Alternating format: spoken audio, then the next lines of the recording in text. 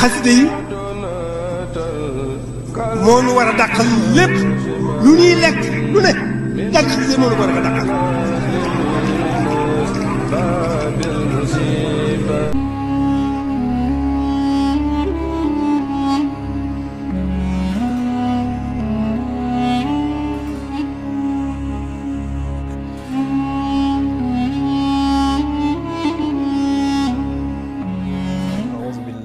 shaytaani rajim bismillahi rahmaani rahim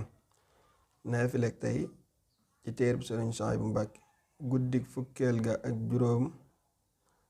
ku ca julli juróom benn rakka bu ci ne fatiha ak izaa jaa nasrullahi benn yoon ak qul huwallahu ahad fanweeri yoon ak juróom dees na nangu ak julleem ak kooram te lépp lu mu mosa def ci ay ñaawteef des na ko soppil aw yiw te xaraf wu ci ne des na ko ca tabaxal dëkkuwaay ca àjjana ku ci bëgg ay leeral nag nga dem ci téereb Sëriñ Suhaybu bi du Qurratul Ayni page 146.